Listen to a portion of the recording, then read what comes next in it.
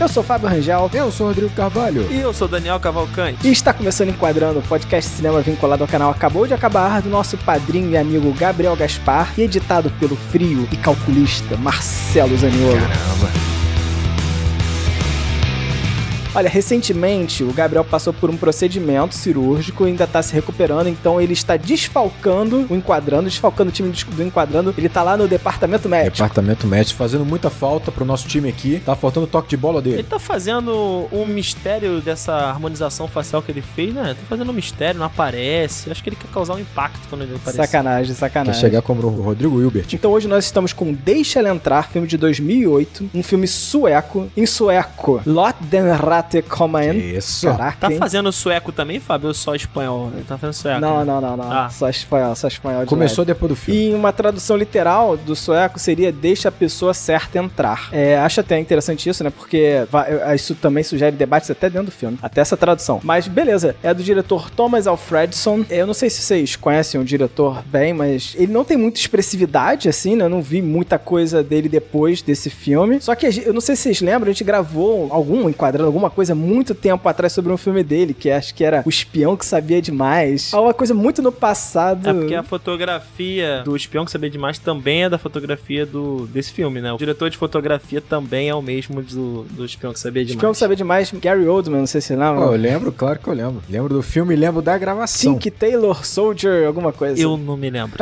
Eu lembro que a gente gravou, mas eu não lembro de nada. Assim, muito antigo, Caraca, muito eu tô antigo. tentando achar aqui, não tô achando. A gente gravou, acho que num pocket, alguma coisa do tipo. Pô, será que é o artista de uma nota só? Ele não tem uma filmografia muito expressiva. Posso estar, né, cravando muito forte aqui, né? Mas ele tem boneco de neve. acho que Deixa Ela Entrar é a masterpiece do currículo dele aí.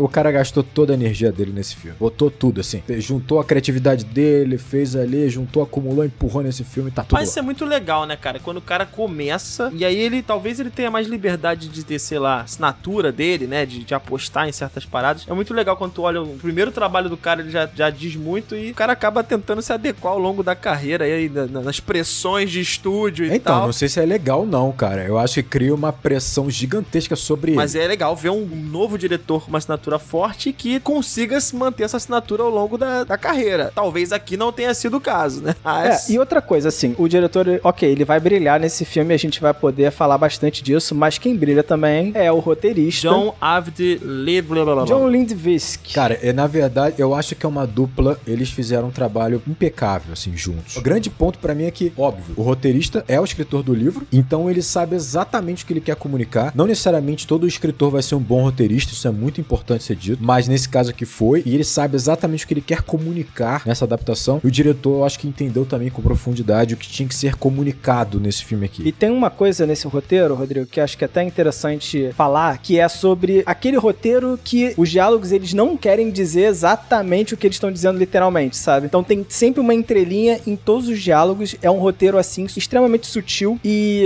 eu vou poder falar bastante sobre isso quando a gente falar mais do filme.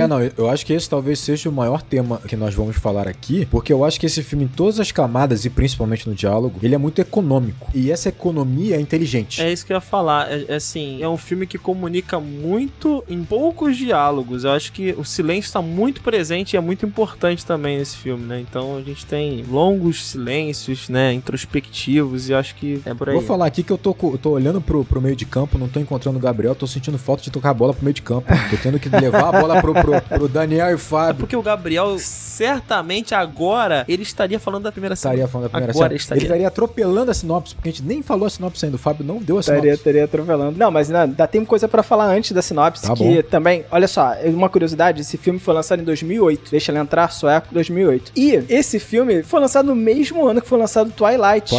Outro grande filme de vampiro. Crepúsculo. Não, mas isso é interessante porque esse filme ele traz um frescor e uma adaptação sobre a mitologia do vampiro, sabe? No mesmo ano que um outro filme traz, só que com um viés totalmente diferente, né? Totalmente. O que eu acho interessante é que você fala frescor e deixa ele entrar, e faz sentido, só que ao mesmo tempo é um frescor que usa tudo que é clássico dos vampiros, né? Tudo que é clássico, sim. Usa tudo que é clássico. Mas talvez seja uma reinterpretação do clássico, porque assim, assim, tudo aqui no Deixa Ela Entrar, tudo que envolve essa temática de vampiro, eu percebo que há uma referência ao clássico, mas há uma abordagem muito mais dramática do que a gente estava acostumado, né? O vampiro é uma figura voltada pro terror, muitas vezes, né? Aqui, cara, eu vou te ser muito sincero, eu vi a classificação desse filme, ele tava como terror. Eu não sou o profundo apaixonado do terror, mas aqui, cara, eu nem vejo tanto o filme como terror, e sim muito mais como um drama, cara, sabe? No drama que essa figura passa, né? Então vou lançar um desafio aqui. Eu vou dar uma interpretação minha depois, Daniel, eu quero saber se ele vai se transformar num terror ou não. Olha lá.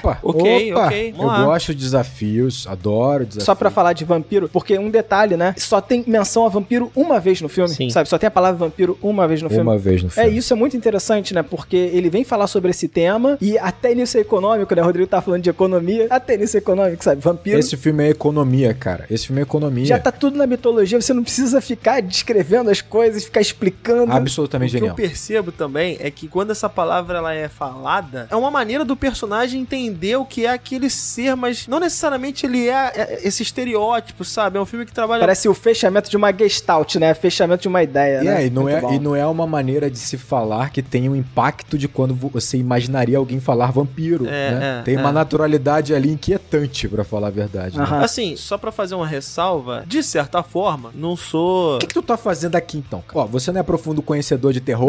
Não sou um profundo conhecedor do Crepúsculo. Eu ia falar do Crepúsculo agora. Do Crepúsculo. Talvez isso me credencie até mais a estar aqui do que não, mas enfim. Tu gosta de Crepúsculo? Eu li o primeiro livro de Crepúsculo. Eu li os 3 primeiros aí, olha aí. A gente tá afundando. Se o Fábio liu os 4, então... Eu não li, mas eu vi todos os filmes, Olha aí, que O bacana. filme eu só vi o primeiro e o Eu último. tinha pulado um filme e não percebi na sequência.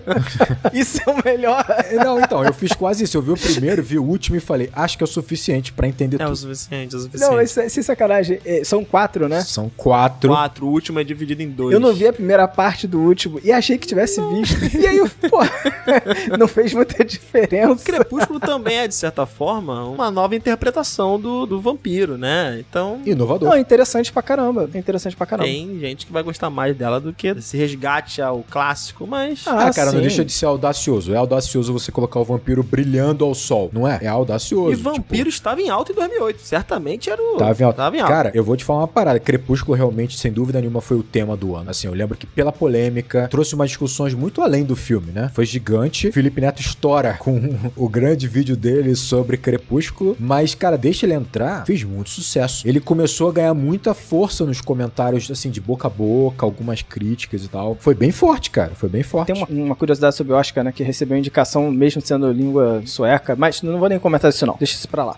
Eu queria perguntar também, assim, matando o vampiro aqui por aqui, queria saber qual obra de vampiro que vocês realmente são fãs, assim, uma curiosidade minha. Mas de cinema? Pode ser de cinema. Bram Stoker, né? Não tem como. Agora, eu adoro entrevista com vampiro. Tu curte Anne Rice, então. Adoro entrevista com vampiro. O universo da Anne Rice tava pra sair, né? Uma grande série aí da Anne Rice e tal. Enfim, acho que a Amazon comprou. Aliás, eu tenho uma historinha com entrevista com vampiro, rapidinha. Eu lembro que quando foi lançado, eu era bem novo, né? E a minha mãe alugava muito filme. E ela alugou entrevista com vampiro. E eu lembro que eu já tava pilhado. Falei, beleza, vamos ver filme hoje à noite. Vai ser irado. Aqueles filmes em família, né? Criança adora essa parada. Eu não era criança, né? Eu acho que eu era um pré-adolescente, não sei. Eu viro pra ela, mãe, vamos ver filme hoje? Ela, não, você não. Você não. Porque na cabeça dela, e óbvio, eu acho que era realmente 18 anos, se não me engano, né? Ou 16. Ou 16, entrevista com o vampiro. E ela falou, não, esse filme aqui eu acho que vai ser forte pra você e tal, melhor você não ver. E eu lembro que ela começou a assistir o filme muito longo. E eu fiquei no quarto com aquela coisa de querer, sabe, ir devagarinho ali pra ver um pouquinho. Aí eu falei, caraca, filme de vampiro deve ser muito foda, caramba, não sei o quê. E eu fiquei guardando esse desejo de ver entrevista com o vampiro anos a fio. Até um dia que, tipo, eu tô vendo televisão, Globo, todo mundo só via Globo naquela época. E aí, no Intercine anunciado, entrevista com o vampiro. Cara, nem lembrava disso daí. Intercine era aquele que você votava pro filme do dia seguinte, não é verdade? Você votava que e maneiro, era tipo 1h da manhã, 1h30 da manhã. O filme acabou tarde pra caramba. Mas, cara, foi muito maneiro ver um filme que pra mim era meio clandestino, assim, sabe? Uma coisa meio, não posso ver, não podia ver, agora eu posso. Cara, muito legal. Adoro. Filme adoro. clandestino com Brad Pitt, Tom Cruise, Antônio Bandeiras. Cara, demais, né? Ô, Daniel, e você? Você respondeu? Cara, eu não respondi assim, porque eu nunca... Acho que a minha parada de vampiro sempre foi o RPG mesmo, assim. É porque eu nunca fui muito fã da mitologia de vampiros, assim. Vampiro à máscara, moleque, irado. Vampiro à máscara, assim. Essa é a minha referência. Joguei quando era moleque, jogamos algumas vezes, inclusive. A gente ficava assim, a gente ficava vendo o filme, tipo, entrevista com o vampiro. Ah, esse vampiro é o Nosferatu, esse aqui é um Ventru.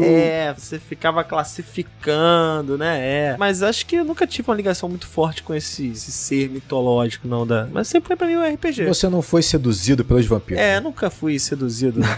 E o teu, Fábio? O teu? Cara, o que eu vou até sugerir pra quem quiser assistir, tem um filme bem legal chamado O que Nós Fazemos nas Sombras, What We Do in the Shadows, acho que é esse o nome. Acho que eu sei qual é. Que é um documentário sobre vampiros, sabe? É muito maneiro, cara. Sei qual é. Se vocês tiverem a oportunidade, quem estiver ouvindo esse cast ou tiver a oportunidade de ver, eu acho muito legal. Pô, neozelandês é do... É o Taika Waititi. Taika Waititi, exatamente. É do Taika Waititi. Vale muito a pena ver. Fazer uma menção honrosa aqui, quando eu era moleque eu também gostava muito do Hellsing, que era um anime que tinha um vampiro, não era isso? Hellsing? O cara com uma pistola? Era com Drácula. É isso. Tu não jogou Castlevania? Joguei muito Castlevania. Beleza. Symphony of the Night, o jogo do PlayStation lá, do Castlevania, talvez seja a parada que eu mais me associei ao mundo dos sugadores de sangue. Talvez o fato de eu ter lido os 4 Crepúsculos, né, os 4 livros da saga Crepúsculo, desmereça a minha indicação, mas eu preciso indicar a animação de Castlevania da Netflix. Uma animação aí baseada nos jogos que o Daniel acabou de falar. Sério, se você gosta de vampiro, cara, só vai, confia, vai por mim. É simplesmente incrível. Perfeito, então vamos pra sinopse. Mas antes da sinopse, o Enquadrando tem uma campanha no Apoia-se. Se você consegue ajudar a gente a manter e até crescer no Enquadrando, você pode ajudar a gente em apoia.se/enquadrando. Se você não puder ajudar, só de você divulgar o Enquadrando já ajuda muito. Então, divulgue o Enquadrando. Mas a gente agradece muito se puder também ajudar a gente. Tem umas recompensas, né? Uma das recompensas é o grupo no Telegram, que você pode participar se você apoia a gente com R$10. Então, se você quiser, por favor. Eu queria fazer um agradecimento especial a alguns dos nossos apoiadores, né? Que são Alexandre de Sales Bandeira, Tadeu Capistrano Bufa, João Vitor Braga, Pedro Ivo Souza Medeiros, Rogério Madione e Luane Gonçalves Silva. Que isso, gente. Muito obrigado do coração. Então, não vou pedir pra você parar o que você estiver fazendo agora, que você pode causar um acidente. Não sou irresponsável como Gabriel Gaspar, mas você vai tirar um tempinho aí, para tranquilamente seu carro, estaciona sua bicicleta, retira o celular do bolso aí e faça um registro do que você está fazendo neste momento, ouvindo o Enquadrando. A gente quer saber como você escuta o Enquadrando. Então faz esse registro aí e marca a gente lá nas redes sociais, sobretudo no Twitter. Tem que falar do Twitter, senão o Gabriel vai brigar comigo, com a hashtag Enquadrando Agora. No final a gente vai fazer aí no ano, sei, quem sabe você vai aparecer entre as melhores Enquadrando Agora do ano. Se o registro for muito desconfortável, um pouco constrangedor, não precisa. É mesmo. A gente não tá aqui pra julgar. Sei lá como é que consomem Enquadrando, não é? Pô, imagina. Vamos lá. Sinopse. Oscar é um menino sozinho que sofre bullying no colégio. Ele vai começar uma amizade com Ellie, que é um ser da noite, mais conhecido como vampiro. Mais conhecido como vampiro. Maneiro, Gostei. Botou um pouco de humor. Eu coloquei o humor tipo o filme tem, né? O filme tem um humor assim também, o filme né? tem um pouquinho de humor. Sutil, assim, mas é maneiro. Você já determinou o que é a Ellie, mas o nosso companheiro Oscar, ele só vai descobrir isso no decorrer da trama. É verdade. Mas a gente sabe. Ainda bem. Imagina se ele olha pra ela e fala, é um vampiro. Seria foda isso. Mas vamos lá. Primeiro ponto é sobre a apresentação do personagem do Oscar. Como a gente tava falando no roteiro, né? E o filme todo ele é muito sutil. Então, tudo que é falado não é necessariamente o que o personagem tá querendo dizer, sabe? Mas ele passa na entrelinha um sentimento ali, né? E aí é isso que ele quer dizer. Então, eu acho esse filme ele é extremamente sutil nesse aspecto. Não tem um diálogo explicativo, né? E aí, logo nessa apresentação do personagem do Oscar, a gente começa a entender ele a partir de um reflexo. A primeira coisa que a gente vê é o reflexo difuso dele na janela. Seminu. Né? Isso pra mim mostra que o personagem do Oscar, ele tem dificuldade de entender quem ele mesmo é. Porque nem pelo... Assim, o reflexo é quase tipo uma autoavaliação de si mesmo, sabe? E ele não consegue enxergar. Exatamente uma cena muito parecida vai aparecer em outros momentos do filme. E a gente vai perceber nesse início do Oscar que ele tem uma impulsividade, uma agressividade interna, né? Que ele esconde. Eu quero conectar isso depois com alguma teoria que eu tenho. Vamos esperar a teoria aí. A gente vai chegar lá, né? Não, essa teoria que eu tenho não é minha, não é tão minha, não. Porque muita gente que assiste o filme tem essa mesma teoria, sabe? Se você procurar na internet vai ter também. Eu também tive essa interpretação. Enfim, vamos lá. Não passa também pra vocês uma certa fragilidade, assim? Nem tive essa percepção no exato instante em que eu vi a cena, não. Mas logo depois, quando você começa a apresentar a Ellie como se ela fosse um animal, né? Como se ela fosse um predador, eu me vi falando, pô, então ele é a presa, né? Ele é frágil, né? Ele tá se mostrando, ainda que essa agressividade ela esteja lá, ele é frágil, né? Então é uma diferença muito marcante. Mesmo ela não transparecendo ser esse predador, ela é. E ele tenta transparecer isso, ele tenta fazer com a faca lá, ele diz, tá tentando, né, emular alguém que ele ainda não é, talvez, mas ele transparece uma fragilidade. Então eu até entendo que ele tem essa violência, ele tem uma questão que acho que a gente vai começar a discutir sobre ele ao longo do filme, acho que é mais por aí que o Fábio vai enveredar, mas me passou também essa fragilidade. Eu acho que a grande graça desse filme é exatamente isso que a gente tava falando. A gente vai trabalhar muito essa ideia de que o filme, como o Fábio falou, ele é bastante sucinto, né? Ele é um filme absolutamente econômico. E isso é o que pra mim traz a força do filme, porque a gente chegou a mencionar, né? É um projeto do próprio escritor do livro. E se você for ler o livro, ou você ler sobre o livro, você vai perceber o seguinte: o livro, ele é muito mais descritivo, né? Você tem o ponto de vista de vários personagens. Você vai entender claramente, diretamente a relação, por exemplo, da Ellie com seu guardião, aquele velho. Você vai entender muito mais a visão da Ellie, a visão do guardião desse velho. O velho é o Rakan. O Rakan. Você vai entender o caso que tá acontecendo, da investigação, porque tem um personagem que é policial, que nesse filme não tem esse personagem, mas na refilmagem americana tem, e no livro tem, é o policial, que você vai acompanhando o caso ao longo desse policial, e ele vai te dando informação. Então, assim, o livro ele tem muitas informações. Então, assim, eu acho que a grande sacada pra mim, e que deixa muito claro o domínio que esses dois caras têm do projeto, é entender o seguinte: a gente precisa ganhar tempo, claro, porque o filme é muito menor. Então tem uma questão prática de que você não consegue adaptar tudo. Você tem que entender qual é o núcleo do seu livro, da sua história, né? Pra que você passe por um filme. Só que a sacada deles foi o que vocês estão falando. Tipo assim, tudo tem pouca informação, tudo é ambíguo. Colocaria até subjetivo, né? Até subjetivo. As coisas são um pouco subjetivas. Os diálogos são curtos, são diretos, as cenas são rápidas muitas vezes, cenas que teoricamente seriam mais descritivas, ou então seriam, por exemplo, uma cena pra te orientar geograficamente. É muito rápido, às vezes não tem. E o engraçado disso é que eles fazem essa limpeza, eles cortam todos os excessos, nada é descritivo e tal, pra você ganhar tempo, mas pra você conseguir dar um tom pro filme. A sacada deles é que essa pouca clareza gera confusão, gera uma sombra no filme que faz com que você gera um mistério, sabe? Gera todo um tom pro filme que faz com que você tenha muito mais força aquela narrativa, porque você não sabe nada claramente, nada diretamente. Essa palavra tom que você usou, ela é interessante, porque assim, no passado, é muito vívido na minha memória eu identificar, pô, esse filme aí, ele tem uma assinatura. Eu podia não entender basicamente o que isso, né, qual era a assinatura. Nem sempre ela é visual, né? Nem sempre ela é visual, exatamente. Quando ela é visual é mais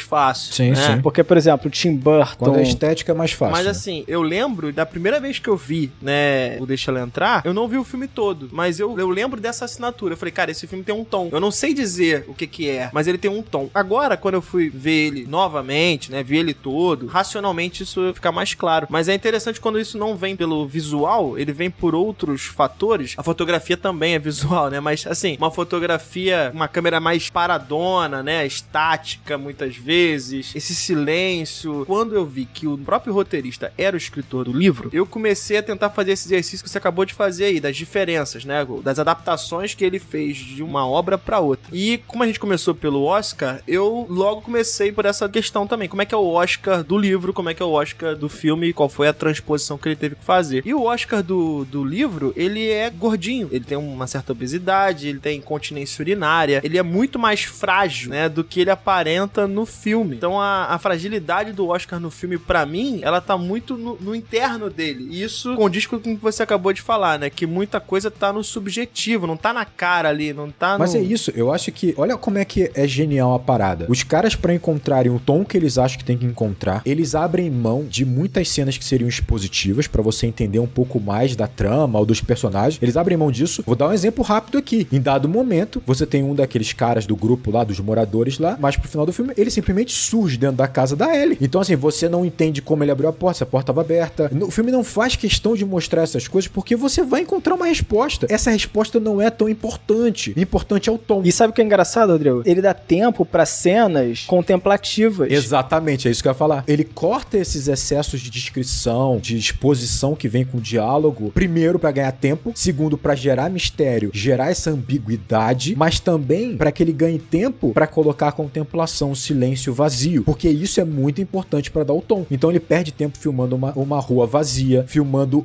simplesmente um viaduto escuro durante um tempo, ou então árvores brilhando com a neve pelo sol. Ele opta por algo que teoricamente não tem informação nenhuma pra gerar o tom do filme, cara. Isso é genial, cara. Isso é genial. Eu imagino que as pessoas que não têm tanto costume de assistir obras que não estejam dentro daquele padrão estadunidense, elas vão encontrar uma certa dificuldade com esse ritmo, e isso é natural. Mas eu, vendo a adaptação feita, né, algumas cenas que eu não consegui também ver tudo, a minha ideia era ver os dois pra Eu vi quase tudo da adaptação, eu vi quase tudo. A mudança desse tom, você acabou de falar, ela é brusca, é muito nítida até. É muito sabe? nítida. Quando você vê um filme e vê o outro, as histórias é a mesma, mas a forma de contar ela é muito diferente. Eu acho que vale até o exercício. Vale até o exercício, porque você tem cenas muito parecidas em termos de estrutura, o diálogo é o mesmo, a posição dos atores é quase a mesma, mas, cara, o tom é completamente diferente. Então, assim, vale o exercício, é muito interessante. Eu não terminei a refilmagem, assisti a refilmagem, e aí você percebe que tem que ter muita habilidade nisso, porque o diretor e o roteirista eles encontram em cenas simples e até singelas, sem muita informação, eles conseguem colocar muitas camadas nela de entendimento, onde você consegue viajar muito. E a apresentação dos personagens é isso. Ele é sucinto, é dinâmica essa apresentação, ela é bastante econômica, mas ela comunica demais. Então, por exemplo, como vocês estavam falando, o Oscar, ele tá seminu no quarto dele, olhando pro reflexo dele. O interessante de ele tá seminu dá uma ideia dele estar ali, talvez despido de fato, despido emocionalmente. Ali ele pode ser quem ele acha que é, apesar que ele não sabe quem ele é exatamente, né? Você vê pelo reflexo, né? Exatamente. Pelo reflexo ele não sabe quem ele é. Ele é um pouco do que ele é lá fora, um pouco do que ele lá dentro do quarto. Ele nem é o cara que vai esfaquear e não é o cara também tão submisso quanto é lá fora, mas ele se sente mais livre pra ser quem ele quer ser no quarto dele. E o interessante é o seguinte, o reflexo, que é a primeira imagem pra gente quase, tá mostrando o seguinte, o Oscar, ele tem o perfil de ser o vampiro do filme, só que ele tem reflexo. O vampiro não tem reflexo. Não quando você trata vampiros de uma forma tão clássica, sabe? Como é esse filme aqui, né? Então, assim, olha que detalhe sutil e interessante, né? A Ellie é apresentada muito rápido e é incrível. Tipo assim, você tá vendo ele esfaqueando a árvore, mais uma informação pra ele, né? Essa agressividade contida, né? Alguma coisa... Contida, exato. Ele tem uma certa atração pela morte, né? Pelo mórbido, né? E aí, do nada, ela aparece, só que a câmera faz questão de mostrar ela em cima do brinquedo, suspensa, como se ela fosse dominante, um pássaro suspenso, um anjo suspenso, e é o suficiente pra você ver a dominância que ela tem. E quando ela salta do brinquedo, ela meio que dá uma flutuada suave. É incômodo pra gente, é estranho pra gente, é o suficiente pra você ficar atento a ela. Tipo, ela não é uma criança normal. Olha só quanta informação, tão pouco tempo. E assim, Rodrigo, ela começa a ser introduzida junto com o personagem do Hakan também. Você falou guardião, eu vou chamar ele de servo. Pra mim ele é um servo. Servo, né? pode ser. Mas é engraçado, porque você vê ela entrando na casa, ela entra e ele fica do lado de fora com todas as malas. Cara, um detalhe, se você prestar atenção, você fala, caramba, calma aí, ela não é tão criança assim que, tipo, não poderia ajudar a carregar alguma coisa, sabe? Mas tanto faz, sabe? Ela entra enquanto ele tem que carregar as malas. Exato. Não, o que ficou muito marcado é ela andar descalça na neve. Isso é mais uma informação pra você. Pô, ela não é normal, ela tá descalça na neve com tranquilidade. Exato, né? É mais uma informação. E olha que loucura. O filme é no detalhe. Isso é muito legal. É como a gente tava falando, ele é dinâmico, mas ele não acelera. Ele tem o tempo dele. Então, por exemplo, você vê os dois de costa e logo de início eles estão no carro chegando no prédio que eles vão passar a morar e o guardião ou o servo, olha a ambiguidade, a graça é sempre essa. Ele sorri e faz um carinho nela quando ela tá cantando sozinha, como se fosse uma criança se divertindo sozinha. Aí parece que ela tem uma dominância sobre ele, que ele parece um servo. Então ele já não parece só um pai, ele parece um servo. Essa ambiguidade, essa dificuldade de você ler claramente esses personagens tem a ver com essas escolhas do roteirista e do diretor, cara. E que vai estar na interpretação também, né? O personagem do Hakan, no livro, ele, pelo que eu pesquisei sobre, ele tem todo um background bastante complicado. E aqui, o que me deixou até de certa forma incomodado, de fato, cara, foi o fato de primeiro eu ter visto o filme e depois eu ter buscado informações sobre o livro. E no filme, cara, me dá até, em determinado momento, certo dó dele, do ponto de vista dele não estar mais apto para servi-la, de certa forma, e ele servi-la da última maneira como ele pode. Então eu falei, cara, interessante aqui, temos e olha só, Daniel, reforçando exatamente o que você tá falando, olha como é interessante, como é que eles sabem, os artistas desse filme sabem o que estão fazendo. Quando ele faz a primeira cena de assassinato do Hakan, né, em que ele vai matar, começa com um tom pesado, a trilha é bem pesada no início, você vê a floresta de longe, ele de longe, né, interceptando ali um cara que tá correndo e tal, caminhando, e já começa uma ideia do vazio, que a gente vai falar mais pra frente, em que você tem a neve com as árvores e uns, cara, são os espaços pretos, assim, é como se fosse realmente recorte naquela imagem, e aí quando ele tá de fato, fazendo todo o processo de você pendurar o cara, cortar o pescoço, é mórbido, só que lentamente vai ganhando um tom ali, um tanto humor negro. Cômico, né? Em que o cachorro chega. Quando chega o cachorro, cara, aí tu fica, cara... E ele se enrola, e aí você percebe que, na verdade, o que importa pra aqueles autores ali, o diretor, obviamente, e o roteirista, não é o terror do que está acontecendo, porque na cabeça do Hakan, aquilo não é o terror, aquilo ali é uma missão dada, que ele tem que cumprir e tá se enrolando. Isso atrapalhou, então, né? Vira uma comédia. E aí eu acho interessante, porque a gente não consegue perceber que é uma comédia, mas é uma comédia. É um tom de humor. É um tom cômico. Tem um cômico, uma comicidade. Essa cena gera até um desdobramento dela, que é o cachorro lambendo sangue. E aí me pegou muito essa ideia da Ellie enquanto um animal mesmo. Até o som do filme vai trabalhar muito essa perspectiva. Porque lá na frente, quando o sangue for exposto pra ela vai baixar como um animal, né? Na frente do... Então é parecido. Então, mas o Fábio falou que dá um tom do cômico, e eu acho que aqui é muito bem dosado pra que não fique ridículo, porque na verdade o Hakan não tá se sentindo ridículo pelo que ele está fazendo, mas pela falha, né? Ele tá se sentindo inoperante, ele sabe que vai tomar um esporro, ele sabe que tá fracassando, ele sabe que vai ser trocado. Mas sabe o que é interessante? Que essa cena ela é muito clara. Eu ia falar disso até quando a gente falasse de fotografia, mas eu acho isso estranho, porque quando você olha, pô, um terror, e aí você começa, porra, calma aí, aqui tá a cena de terror, um cara matando um outro a sangue frio, escolhendo o sangue, show, é aqui que eu estou na cena de terror. E aí você tá vendo uma cena extremamente clara, onde você tem uma visão do profundo do campo, sabe, de vista que a gente tá vendo, você consegue ver até quase a estrada, sabe, a floresta é extremamente iluminada, e aí você fala, calma aí, esse cara, ele tá fazendo merda, sabe, que tipo, o que ele tá fazendo aqui, sabe? Para pra pensar do ponto de vista do diretor, talvez não só do diretor, mas do diretor de fotografia, escolher um filme de você tem uma fotografia onde você tá expondo muito, primeiro, é mais difícil, que você vai ter que conduzir melhor os atores, você vai ter que, né, tirar mais dos atores, e, obviamente, promover esse terror fica cada vez mais difícil. E quando eu vi que o filme se passava na Suécia, né, em local de alta latitude, eu falei, cara, beleza, é um cenário propício pra filmes de terror por causa da luminosidade, né? Ou tá muito de dia ou tá muito de noite. Exato. Mas aí, cara, sou surpreendido com um filme com a fotografia muito clara, o tempo inteiro. É muito de dia, sabe? Por exemplo, aquela cena devia ser, sei lá, 10 horas da noite e ainda tava muito claro. Não, é bizarro, porque parece isso, que assim, você vê claramente que o Hakan tá acostumado, habituado a fazer aquilo, mas ele tá envelhecendo, e ele tá ficando impaciente também com esse processo, então tudo isso vai causar a falha dele também, por uma questão inusitada do cachorro. Então, porque na verdade ali o que importa é o Hakan, não é o horror que sai daquela situação, ele não encara dessa forma, né? Então o filme faz escolhas muito precisas. Quer ver um exemplo mais claro? Uns detalhezinhos, eu até vou colocar um outro antes de você colocar o seu exemplo. O trem, ele no trem, e aí ele simplesmente tá com um material ali de matança aberta, sabe? A capa dele com suja de sangue tava do lado dele, fora da mala. E ele se liga, opa, sabe, tipo, e guarda. E ele só percebe que ele esqueceu o conteúdo mais importante da missão dele, né, que é a vasilha com sangue dentro do trem, no retorno, dentro né? do trem. Então você vê, é cômico.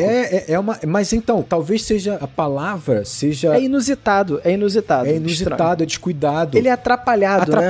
Atrapalhado é uma palavra muito boa. E atrapalhado é uma coisa meio que de comédia, gera né? uma certa comicidade, né? Mas eu acho interessante como você tem... A subjetividade que você falou tá em tudo. A gente vai perceber que... Eu vou dar essas duas cenas. Os dois momentos dele. O primeiro é esse primeiro assassinato que a gente tá falando e a última tentativa dele com o garoto na escola. É interessante porque nesses dois momentos, a trilha sonora, ela ia transbordar, ela ia encher o balde. Ou seja, você tem um tom de horror, você tem um tom de tensão, você tem essa tensão, a trilha sonora ia reforçar tudo isso. Você ia transbordar de mais tensão e de mais horror. Essa cena até começa assim, porque é o início do filme, o diretor tá conduzindo você por um horror, mas depois ele pega outras trilhas. Mas nessa cena do garoto, cara, pensa comigo, o Hakan tá escondido no vestiário, no canto, e a gente tá vendo ao mesmo tempo os garotos socando, esporrando uma porta, o outro moleque de cabeça pra baixo amarrado, gritando desesperado, e qualquer filme, você teria a trilha transbordando com mais tensão, horror, mas não é o que acontece. Aqui a trilha é subjetiva, ela é quase discreta, ela é melancólica, ela é triste. Quem tá pedindo socorro é ele, né, cara? Isso eu achei muito foda. Não, e não é só, além de socorro, é a melancolia que ele tá sentindo de entender que ele vai ter que se despedir da Ellie. Acabou a relação dele com a Ellie naquele momento. Então é uma trilha fechada, melancólica, triste, completamente descompassada com a ideia de horror naquele momento, de tensão, na verdade, porque na verdade o que importa é o que tá dentro do Hakan. Não é o horror que tá naquela cena. É ele entendendo que ele vai ter que se sacrificar, e não é o problema sacrificar, o problema é perder a relação com a Ellie. E ele sabe que vai perder. Cara, isso é a escolha do tom perfeito. O Hakan tem mais uma cena marcante,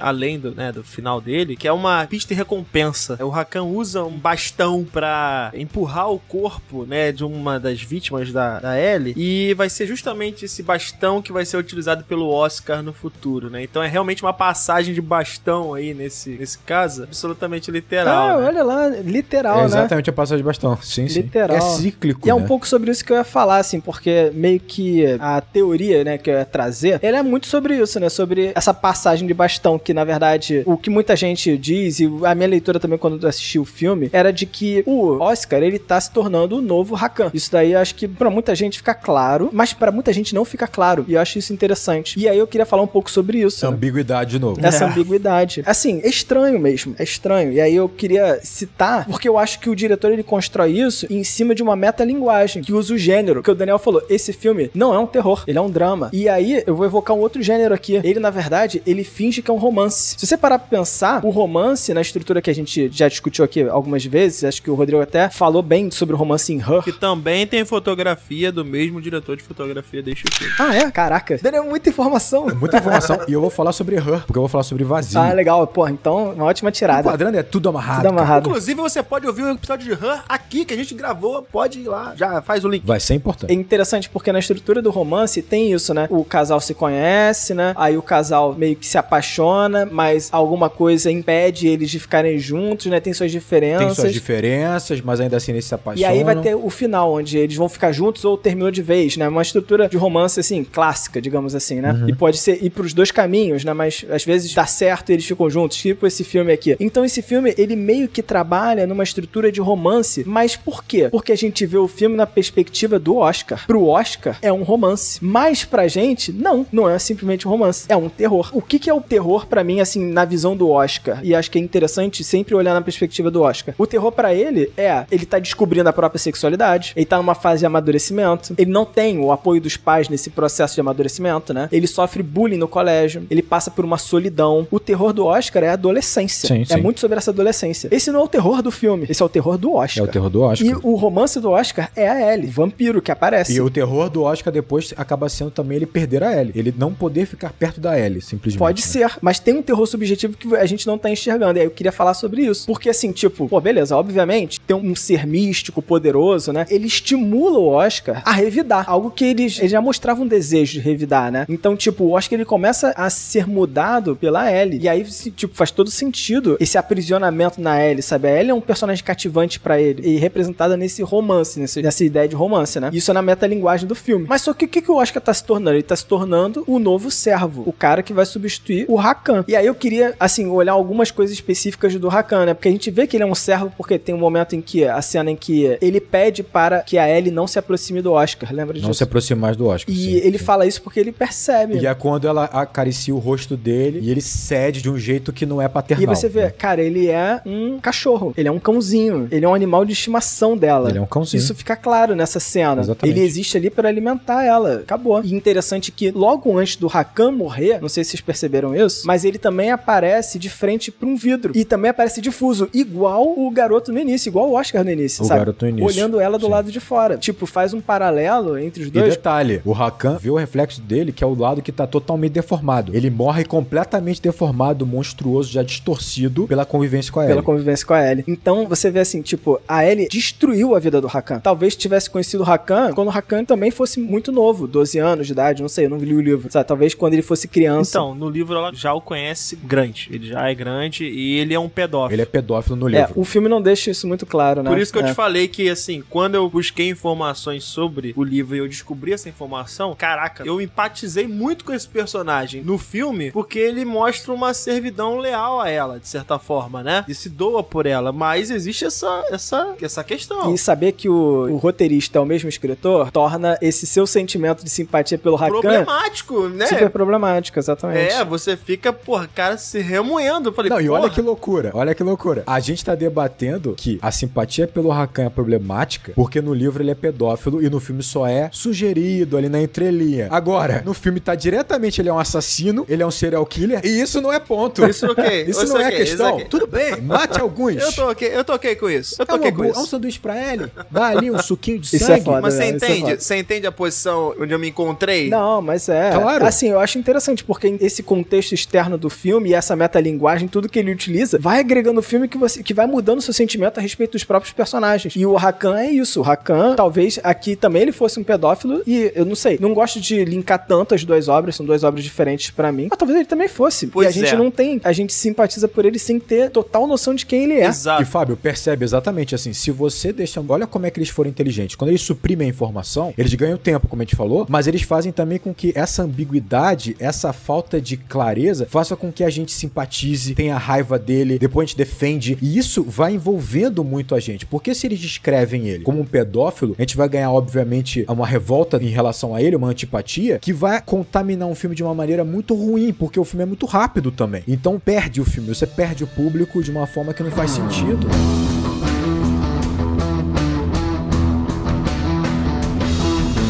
acho legal que a Ellie, ela sabe como dominar. Acho isso maneiro porque ela domina o Oscar em todos os momentos também. E ela vai testando ele aos poucos, né? Pra garantir que ele é o quê? Ele é o escolhido. Ele é o substituto do Rakan. Tem uma cena específica, né? Que é depois que o Rakan morre, que ela dá um beijo nele. E enquanto ela tá beijando ele, simplesmente ela tá olhando pra ele, assim, sabe? Tipo, olhando fixamente pra ele. Isso é muito doido, assim, sabe? Você fala, caraca. Mas tem muita gente que enxerga essa cena como, sabe? Tipo, uma cena de um romance. Cara, eu vou fazer aqui um advogado diabo. Primeiro, essa cena aí, antes de eu começar a falar, essa cena aí do beijo de sangue, primeiro, ela mostra que agora, a partir desse momento, é um contrato de sangue, né? Lá que ela não fez lá no início, com a mão. Isso. Que, aliás, é muito engraçado. Ele fala assim, não precisa ficar com medo, só faz um furinho no dedo. E ele fez um rasgo na mão dele, porque ele gosta da dor, ele gosta do sofrimento. E no Vampire, né, no RPG que a gente tava falando, tem justamente essa, pra você formar um lacaio, pra você precisa fornecer o seu sangue, né, pro indivíduo, né? Então ela tá beijando ali. Ela dá um beijo toda suja de sangue, Tem uma né? galera que realmente defende que o envolvimento da Ellie com ele é sincero, empático, é sincero, pelo menos no filme. Estamos olhando só pro filme. Eu tô fazendo esse exercício agora. Mesmo tendo visto informações, é uma coisa difícil agora pra mim, mas olhando só pro filme,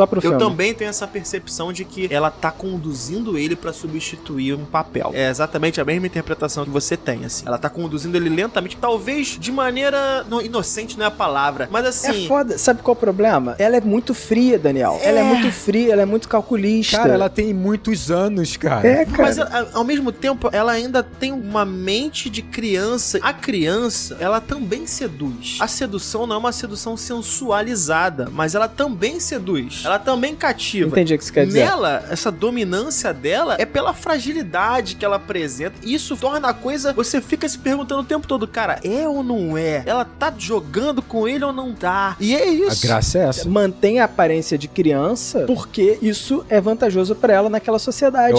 Eu concordo com os dois, na verdade. Obviamente, porque eu também defendo que ela conseguiu um novo Rakan. Fiz o Gabriel. Só que eu acho que porque tem elementos de tudo. Eu acho que a beleza desse filme, e ele é muito bom mesmo, ele tá nisso. A gente não tem respostas. Óbvio que ela tá conduzindo, quando ela percebe que o Oscar tem todas as ferramentas, todos os elementos pra se tornar no Rakan, ele tem que ter essa proximidade com a morte, tem que ter, obviamente. Tem que ser facilmente induzido ali, manipulado, e ela vai manipulando, claro. Ela usa essa faceta da criança, da ingenuidade, pra deixar ele também mais confortável. Ela deixa ele tomar dominância em alguns momentos. Ele é grosso com ela em alguns momentos e ela deixa ele tomar espaço, se sentir confortável. Isso acontece em alguns momentos. Mas ao mesmo tempo, você fica pensando, será? Como ela é essa mistura louca? Isso é muito interessante. Ela é menina e mulher ao mesmo tempo, porque ela foi transformada quando nova, talvez. Ou é uma faceta, porque tem aquele vislumbre da aparência real dela, talvez dela uma mulher mais velha. Ela é um vampiro. Cara, a grande verdade é que ela é tudo ao mesmo tempo. Ela é um monstro, mas ao mesmo tempo ela tem um certo... Não é um remorso, mas ela sabe das consequências. É tudo misturado. Será que ela não sente, em alguns momentos, eu não digo prazer, mas o conforto que é você se deixar ser ingênuo, ainda que ela não seja, sabe? De ter uma relação realmente verdadeira, por mais que parta só do Oscar, sabe? Tem uma questão que a gente vai ter que passar por ela aqui, obviamente. Eu nem acho que ela é tão significativa do ponto de vista pro roteiro do filme. A seguinte questão, tem um frame no filme, né? Tem um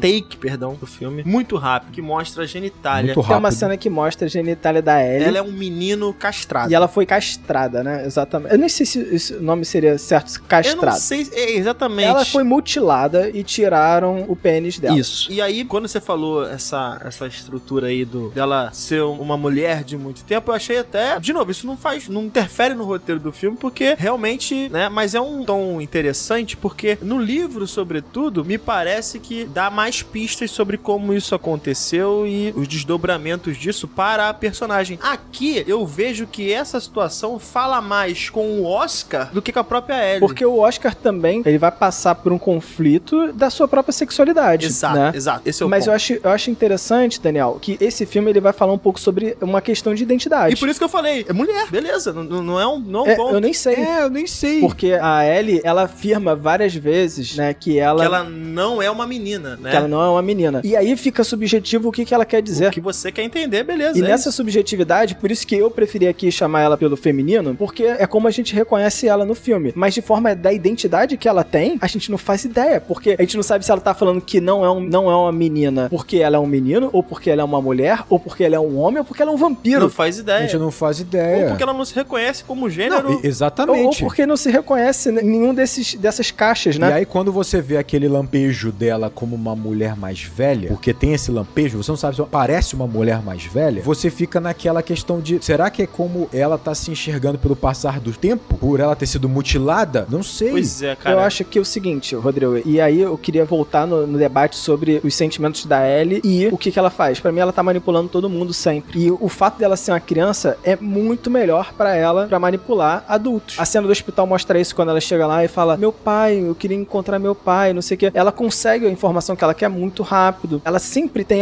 ela passa essa fragilidade, e essa fragilidade, ela é útil pra ela, sabe? É a pobrezinha. Eu te entendo, cara, mas assim, se ela tá usando a aparência dela quando é vantajoso, quando ela vai pra um combate físico, por exemplo, seria mais interessante ela ter a composição corpórea de uma mulher adulta. É que talvez não faça diferença.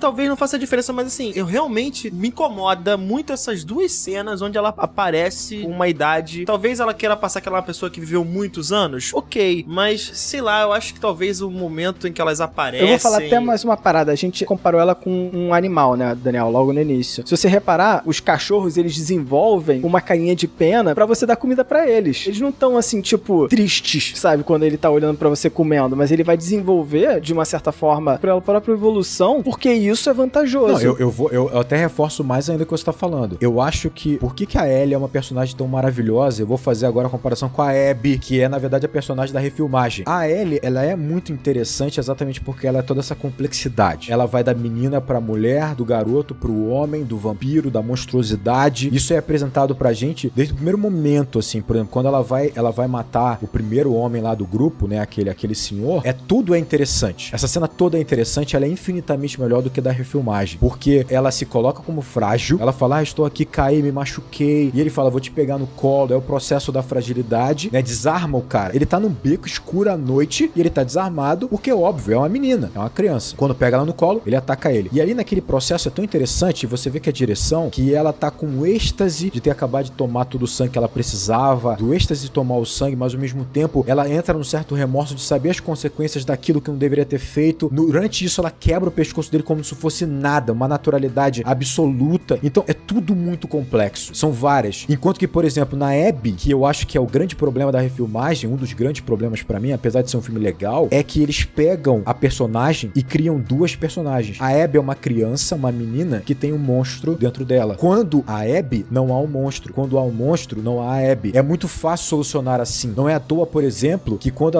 ela mata o primeiro homem na refilmagem, a câmera mostra a cara dela monstruosa, devorando sangue, e ela sai pulando como um monstro, como se fosse assim, olha, ela não tem consciência do que está fazendo. A Ellie não, a Ellie é a mistura de tudo, ela tem consciência. Dá um exemplo, a Ellie quando mata o rapaz, essa cena que você tá dizendo, a expressão corporal dela é que te mostra que ela está saciada, ao mesmo tempo ela está pesarosa mentalmente, porque ela acabou de matar um cara, ela quebra o pescoço dele, você naquele momento não entende se foi um sadismo, se foi uma necessidade. Na frente do filme, tu vai entender que é que ela não quer passar isso pra frente, ou seja, tá aí mais uma informação. Porra, mas cara, olha que interessante, né? A gente tá falando de consequência, que ela tem uma noção de consequência, mas a consequência eu acho que não é o remorso por ela ter matado alguém. Não, é de você ter burlado uma regra entre os dois, entre ela e o Hakan, porque vai chamar atenção, vai mudar todo o paradigma de novo. Exato. Na verdade, ela tá procurando um local pra ela conseguir se manter. E a partir do momento que ela começa a criar um problema, tipo, que tem um vampiro ali, ou mesmo gerar outro vampiro que ela não quer, sabe? Que é pra dividir e criar mais problema. Perde o controle. Exatamente, a perda de controle. E a Ellie é isso, a Ellie é controle, sabe? Ela controla todas as situações. Eu acho que a Ellie é controle, eu acho que ela é um dos melhores vampiros que tem na cultura pop pra mim, porque a gente quando pensa em vampiro, a gente pensa em sensualidade, a gente pensa em dominância, a dominância de você pegar no pescoço e deixar a pessoa moribunda ou então amortizada ali, é dominância. Então assim, o vampiro é isso, é uma certa elegância, é um domínio, é uma frieza, e a Ellie é tudo isso, cara, mas não é sexual, ao mesmo tempo não é ofensivo, sabe? É um equilíbrio perfeito. Então essa complexidade dela é muito interessante, e pra mim a dominância tá muito clara, Fábio, pra confirmar o que você tá falando, na cena em que, como eu falei, ela cede espaço pro Oscar. Por exemplo, quando ela pede pra entrar no quarto dele que ele tá dormindo, né, seminu, ela deita, ela é gentil, ela acaricia ele, ela toca a mão dele, porque aquilo é a maneira perfeita de conduzir, né, aquele relacionamento com ele. Ela fala, o melhor diálogo do filme pra mim é esse, né, que ela fala assim, vem cá, um relacionamento, ele tem algo especial além do que nós temos? Aí o Oscar fala, não. Então Então, a gente continuaria tudo na mesma. Aí ele, sim. Então tá bom, então nós vamos ficar juntos. Então vamos ser eu e você. Vai ser eu e você. Ela conduz esse relacionamento de uma maneira muito gentil, sabe? Pra que o Oscar se sinta muito confortável. Aí você percebe a diferença. Quando ele volta na casa dela mais pro final do filme, que ela já tá sozinha, deixa ele entrar na casa dela, mas não deixa ele entrar no quarto, ela fecha a porta. Ela cria uma parede, um vidro entre os dois, uma barreira entre os dois. Ela espera ouvir o que mais importa. Você sabe o que eu sou? Aí ele fala, você é um vampiro. E ainda assim você vai ficar do meu lado? Vou. Ela abre a porta. Quando ela abre a porta, ela já sai, a cena corta, ela já volta diferente. Ela volta com uma roupa vermelha, um casaco vermelho, mais agressivo, a postura mais dominante. É a partir daí, por exemplo, que ela vai tomar aquela postura de subir em cima dele com o rosto ensanguentado, que ela sobe em cima dele, sabe? De uma maneira muito mais agressiva, sexual. Então, assim, mudou o tom, sabe? Tipo, no momento que ele dá a chave, se ele fala assim, eu sei que você é um vampiro e eu tô do seu lado, sabe? Tipo, pronto, dominou, acabou a situação, sabe? Tá amarrado a situação. Como eu te falei, eu concordo. Eu acho que o filme mostra isso. Eu fui conduzido pra essa história. Só você tocou num ponto do vermelho, só ia citar isso. O vermelho tá presente muito nesse filme. Sempre tem um elemento em vermelho. E ele vai ganhando cada vez mais representatividade, né? É como se ela estivesse ocupando a vida do Oscar, né? E cada vez mais vermelho vai aparecer na vida dele, e, né? Só voltando sobre a metalinguagem que eu tava falando, e é justamente isso. Por ser uma criança, a gente vai criar o quê? Um aspecto pro nosso personagem, pra Ellie, que ele não condiz com o que ela é de fato. Então é uma brincadeira, sabe? Mesma coisa, a perspectiva do filme como um romance também vai criar toda uma ideia do filme que não é. E o filme é um terror. E aí, onde é que tá esse terror, né? Que pra mim é o ponto, né? E pra mim, muito sobre transformar o Oscar no que é o Hakan hoje, né? O novo servo dela, é o terror do filme. Porque ela começa estudando ele desde o início do filme, né? Ela ouve ele falando de forma agressiva. Ele tem o potencial.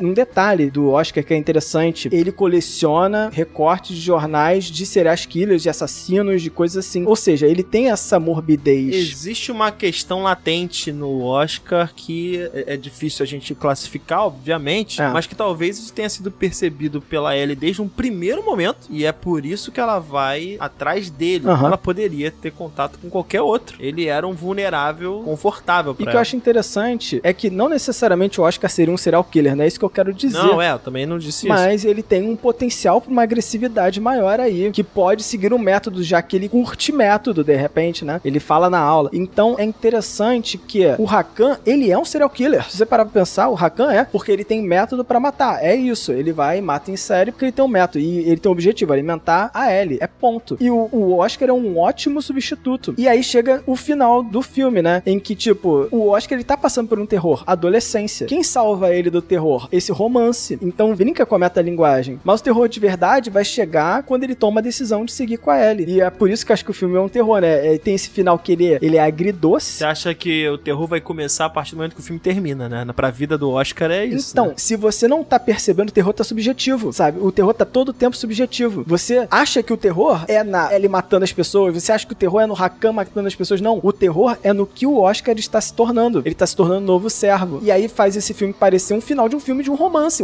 proibido, que na verdade eles vão dar um jeito de fazer funcionar, e na verdade não, ele se tornou o servo. Eu fiz um exercício ao longo assistindo esse filme, tem muito a ver com o que você tá falando. Esse filme me lembra muito um filme chamado Elephant, que é do Gus Van Sant. O Elephant, ele tem não é um protagonista, mas é um dos personagens mais importantes, é um louro, é bem louro, cabelo dourado assim, não sei se é tingido, mas ele é muito branco, o garoto é muito branco, lembra bastante o Oscar. E se você fizer um exercício interessante, você vai linkar muito esses dois filmes, né? O Elephant, na verdade, conta uma história de um genocídio, né? Na verdade, são dois adolescentes numa escola que sofriam bullying também, e que eles se armam e planejam entrar na escola e metralhar todo mundo. E o filme conta isso de uma maneira bastante, entre aspas, imparcial. Ele não julga, ele só bota a informação, só joga a informação lá. É um filme importante que ganhou muitos prêmios, ganhou Cannes, premiação do júri de Cannes e tal. O que eu acho interessante, se você fizer um exercício, no sentido de que o Oscar, ele tem uma sombra com ele tem essa morbidez, essa proximidade com a morte. Se você imaginar que ele atrai, talvez, essa amiga imaginária, esse anjo da morte que seria a Ellie, vamos imaginar isso, seja imaginário, uma amiga imaginária que sussurre no ouvido dele tudo que ele tem que fazer, tudo que ele gostaria de fazer. É isso que ele tá se tornando. Se você imaginar, por exemplo, que o massacre no final dos garotos que morrem na piscina, se você imaginar que poderia ser o massacre final de Elephant, é a mesma coisa. Porra, maneiro. Então, tipo assim, o que eu acho interessante desse filme, e aí pra mim, que toca, é o seguinte, vocês falaram uma coisa muito interessante. A Ellie, ela vai tirar do Oscar essa essa sombra que tem nele, sussurrando no ouvido dele, conduzindo ele pra isso até o ponto de manipulá-lo por completo, e tragicamente ele vai se tornar esse ser que ele não deveria e vai terminar monstruoso como terminou o Hakan. Vamos esquecer o livro que diz que o Hakan é pedófilo, tá? Vamos esquecer isso. Agora, eu acho que se você pensar aquele universo, o diretor, que é o Thomas Alfredson, né? Ele cria um universo muito interessante, e eu falei um pouquinho disso em Batman, como se fosse as coisas são repetitivas e cíclicas dentro daquele universo. Então, parece que aquele lugar é distante, isolado de tal maneira que não importa. Talvez seja exatamente por isso que ela escolheu aquele lugar, ela e o Hakan. Não importa o que aconteça lá. Não importa. É como se aquele lugar fosse insignificante de tal maneira que ele é isolado, empobrecido e vazio. E o interessante é você imaginar que há um equilíbrio naquele lugar, que é um equilíbrio apático. Só que é tudo baseado... É como se fosse assim, os personagens, eles têm seus remorsos, seus traumas, suas revoltas, mas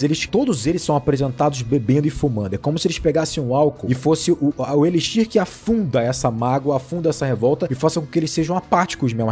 Todas as relações são apáticas e vazias. Você pega, por exemplo, aquele cara, Lake, sei lá o nome dele, acho que é Lake, sei lá. Ele é interessante a gente estudar ele. Ele é apresentado bebendo, ele tá sempre, parece desarrumado, sem tomar banho, alguma coisa assim. Você não sabe exatamente o que ele faz, o filme não faz questão de mostrar o que ele faz, o que ele executa. É mesmo. Ele tá sempre com o cabelo meio... Ele sempre andando pra lá e pra cá. Lá e pra cá. Ele coleciona selos. Ele tem um selo de 80 mil que é do pai dele, que ele não venderia por menos. O que é interessante é isso, a vida dele, ele tem um selo de 80 mil que ele não venderia por menos, mas não mudou a vida dele. Ele tem um relacionamento com uma namorada que ele não se declara, ele não aceita claramente esse relacionamento, ele trata ela com indiferença, e o relacionamento parece que tá assim há anos. A vida dele é suficiente pra ele beber durante o dia e terminar o dia declarando o amor dele pelo amigo dele, e ponto, pra ele tá bom, terminou o dia dele. Então é um marasmo, é uma apatia que não vai mudar nunca. Aquele relacionamento não vai mudar nunca, não vai subir pra um casamento. Ele mostra indiferença pra ela o tempo inteiro. Ela mostra que se importa com ele, mas não deixa muito claro porque sabe que ele é indiferente. Você pega, por exemplo, o velho dos gatos. Ele se acha suficiente a vida dele com os gatos. Não precisa de mais nada. Ele tem, teoricamente, os amigos no bar o dia inteiro, a 15 metros e não vai lá. Ele viu um assassinato. O cara viu um assassinato. É isso que eu ia falar. Ele viu um assassinato por uma criança e ele não quer depor pra não ser pressionado pela polícia, pelo investigador. Olha como é apático tudo que tá ali. É um equilíbrio apático. Todo o mal que esses personagens têm tá socado por álcool, socado por apatia. Todos eles. Tudo que é mal resolvido tá socado ali. Olha que doideira. O casamento terminou dos pais do Oscar. O pai dele,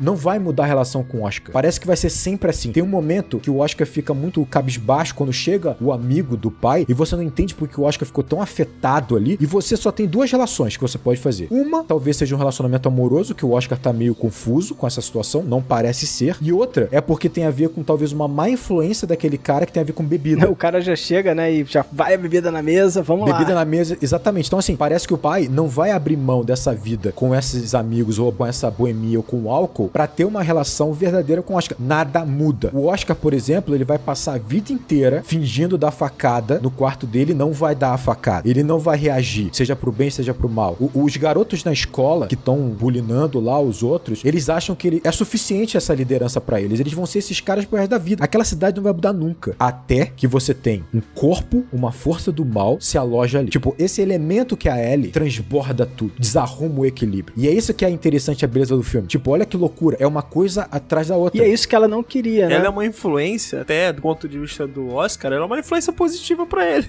Porque é ela que tira ele dessa zona de conforto, dessa apatia que essa cidade toda tá mergulhada. O Oscar, ele realmente é muito apático, que é essa dominância que os meninos que fazem bullying com ele têm sobre ele, que é basicamente no final do filme, na cena final, eles colocariam uma condição impossível, ou ele prende a respiração por 3 minutos embaixo d'água, ou ele vai ganhar uma facada no olho. E ele se coloca nessas... Ele é submisso a esse ponto. Ele aceita isso. Ele vai até o seu agressor para vivenciar essa experiência. Então, mas eu acho que é isso. A loucura é que, ele tem uma atração por esse momento em que ele está perdendo a vida dele. É bizarro. Quando ele toma as chicotadas, ele sente um prazer. Quando ele tá sendo afogado, ele sente uma tranquilidade. É como se esse momento de dor ou de sofrimento ou de passagem fosse muito atraente pra ele. Só que ele vai encontrar essa atração também na outra pessoa, quando isso acontecer com outra pessoa, quando ele começar a matar. E aí, é o que eu tô falando assim, é como se a Ellie parasse naquele lugar e dali você tivesse um efeito cadeia. Porque todo mundo ali tem essa sombra carregada com ele. Só tá escondida, só tá socada ali, ou vamos dizer assim, amortecida, sabe? É entorpecida pelo álcool, talvez, pelo cigarro, por essa apatia. E aí é um efeito cadeia muito louco, porque, por exemplo, quando o Hakan falha e ela se vê obrigada a matar alguém pra poder saciar a própria fome, ela mata o grande amigo, entre aspas, do Lake, que fica... Aquilo traz pra ele quase que a energia suficiente pra ele ter que agir. Só que ele ainda não age. Ele só tá revoltado. Em dado momento, só que aquilo já transformou ele. Aí o que acontece? Ele é extremamente grosso com a companheira dele, com a namorada dele, porque na cabeça dele, ela é engraçado, ele culpa tanto as outras coisas pra continuar apático, que ele fala, o problema é a sua frieza, sabe? Tipo assim, você é fria, e isso faz com que ela surte e saia. O fato dela sair sozinha faz com que ela seja atacada também pela Ellie. Ele finalmente vê ela sendo atacada, aí ele tem que agir, sabe? E o que é muito louco é que ele vai tentar criar uma conexão com ela quando a namorada tá finalmente moribunda, perto de morrer. Aí ele tenta conversar, ele tenta dialogar, do jeito tosco dele, porque ele não consegue se comunicar, ninguém ali consegue se comunicar. Ele só fala, ele fala sobre o selo, ele fala sobre a possibilidade deles morarem em algum lugar legal se ele vender o selo de 80 mil, sabe? É muito bizarro, sabe? Só que aí, quando ela implode, que é uma cena até bem feita, dado a cena dos gatos, que é tosca. Muito maneiro, muito maneiro. É, bem feito. O fogo é muito maneiro. É muito bem feito, né? Pegando no teto e tal. Aí sim, ele fala, cara, eu preciso tomar a decisão final, que é invadir a casa e finalmente eliminar essa criança, porque ela que tá trazendo esse mal pra todo mundo. Esse é mais um efeito cadeia, só que ele vai acabar morrendo por conta disso. Aí você tem a Ellie sugere pro Oscar reagir. Quando ele reage, ele faz com que o garoto saia da condição só de bully, fale com o irmão vá se vingar. A vingança faz com que eles sejam assassinados, aniquilados pela Ellie. E a Ellie ensina ele a reagir de uma forma bem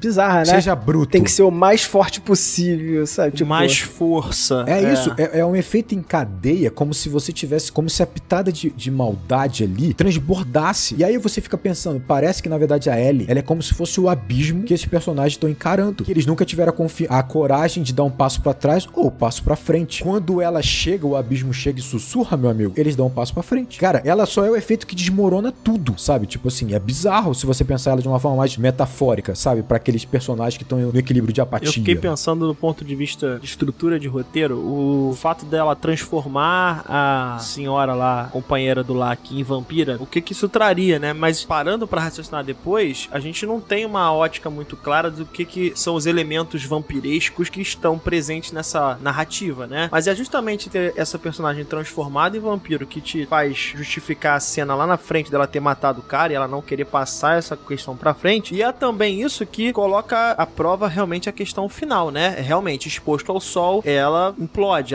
porque é toda essa dinâmica dessa vulnerabilidade que vai colocar a vida da Ellie em perigo na cena final. É o fato do cara tá abrindo a janela e a luz está entrando que você reconhece que não, realmente isso é um risco pra essa personagem. Então, se você não tivesse visto o efeito que essa ação poderia ter tido na Ellie antes, você não acharia que ela está vulnerável, porque ela em nenhum momento do filme esteve vulnerável, né? Ela não tem essa questão. Então, eu acredito que essa estrutura tenha servido pra esse fim, mas eu nem cheguei a problematizar desse jeito. Faz sentido. Faz sentido, mas eu acho que esse arco do Lucky e a sua namorada, eu acho que ele é um arco que ele vai ser uma ferramenta do filme pra poder te passar informação, sabe? Pra poder te trazer mais informação sobre o lado vampiro da Ellie e outros detalhes. Eu acho que também é pra, como eu tinha falado, é pra construir o universo. Construir o universo você também. Você precisa dos personagens que estão dentro desse universo. Isso é bastante importante. Quando você fala de universo e fala dessa apatia do local, isso é importante trabalhar e você vai perceber isso nesses personagens. Então a relação com a bebida, essa apatia toda naquela cidade, esse universo, você vai perceber isso com esses personagens. Então, de fato, é importante. E aí vem uma coisa engraçada. Teoricamente, o Hakan,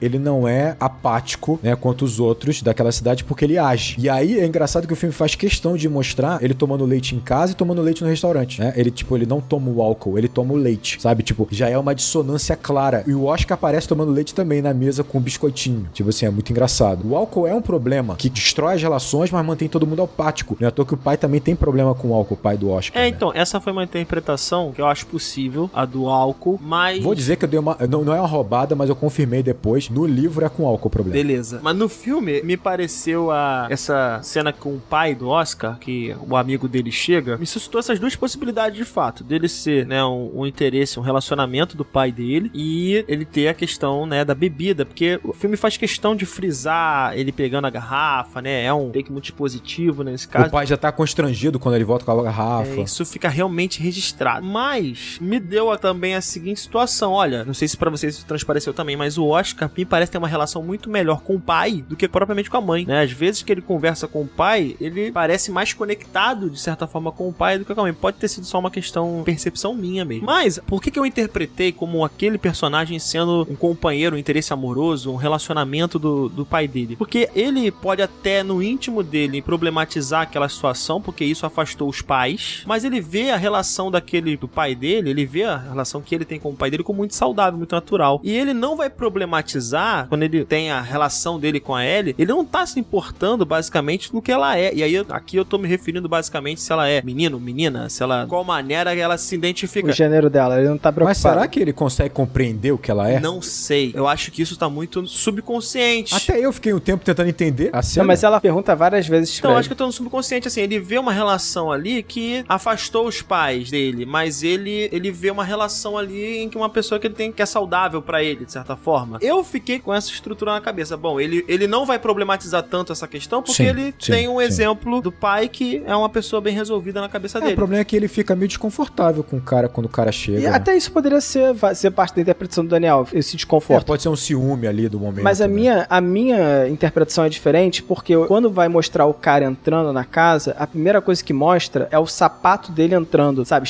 Todo sujo, sabe? Esse sapato parece estar sujando o ambiente. Não, parece que ele tá de chinelo, rider e meia, tudo cheio de neve, não é uma parada assim? Tudo cheio de neve, assim, sabe? Tanto tipo que quando aparece essa cena, eu pensei, cara, ela foi atrás dele. É a Ellie. Eu pensei que era ela. Eu pensei que era a Ellie também. você pensa que é ela, né? E faz o garoto também sair dali. Cara, meio que a visão do pai pro cara, sabe? É tipo, eu não tenho escolha. E isso me passa a sensação de vício. Eu não tenho escolha a não ser aceitar essa garrafa em cima da mesa, sabe? E o cara entra com muita dominância mesmo. É uma parada meio sinistra. Pois é, então foi por isso que eu entendi. De repente, esses dois personagens têm uma relação de mais... Certamente tem uma relação de mais tempo. Mas olha a ambiguidade. Que também tá mas ali, é a ambiguidade, cara. Esse filme é incrível nisso. Ambiguidade é legal, mas eu acho que o vício é claro, sabe? Tipo, eu também acho que é vício. O álcool é claro. Pode ter outras coisas nesse entrelinhas? Pode ter. Mas eu acho que isso não é questão. Pode.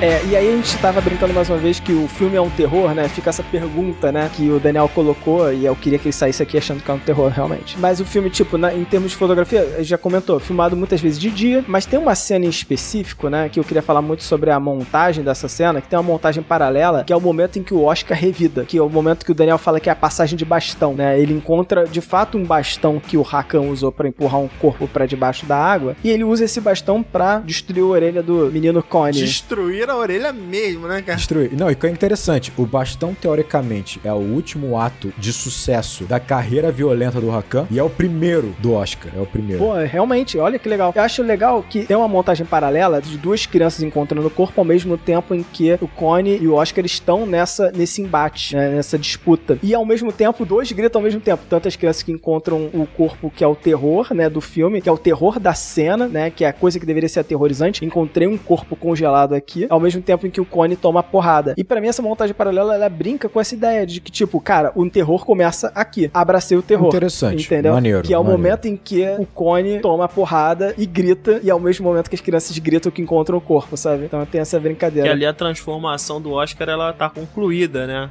Tá começando. Tá concluída. Tem um sorriso no Oscar. Tem um sorriso no Oscar. É o primeiro momento que eu vejo o Oscar sorrir. É assim, sabe? Sim, ele pegou o bastão e, cara, realmente, é interessante que você colocou, muito interessante. A cena é muito boa, muito boa. Dividir a atenção também é muito interessante. Você fica perdido com os personagens e, ao mesmo tempo, você divide a atenção e amplifica esse impacto, o terror. É como você falou, muito interessante. Nesse momento, o terror é amplificado. Olha que interessante. Eu vou te falar uma parada que ninguém falou até agora, mas o terror desse professor em estar com 30 crianças patinando na neve. Porra, meu irmão. Isso é o terror. Esse é o terror. Esse é o terror daquele professor. Esse é o terror. Esse é o terror. Esse é o terror de verdade. Cara, olha só, gostei muito do que o Fábio falou realmente. Se você pensar que nas mortes e assassinatos, o terror não é reforçado pelas trilhas, muitas vezes, mas nesse momento, a montagem paralela reforça e a própria trilha reforça. Muito interessante. E, cara, tu falou de montagem. Eu vou falar pra mim a parada que eu acho mais incrível desse filme, que vai amarrar muito do que eu falei até agora e do que vocês falaram também, que tem muito a ver. O filme, pra mim, quando a gente fala do tom, o tom pra mim tem a ver com vazio. Esse vazio, a gente chegou a conversar sobre Her, então quem quer ouvir sobre o vazio em Her, vai ouvir o programa, por favor, é bem legal. Só que o vazio lá, realmente, aqui também, mas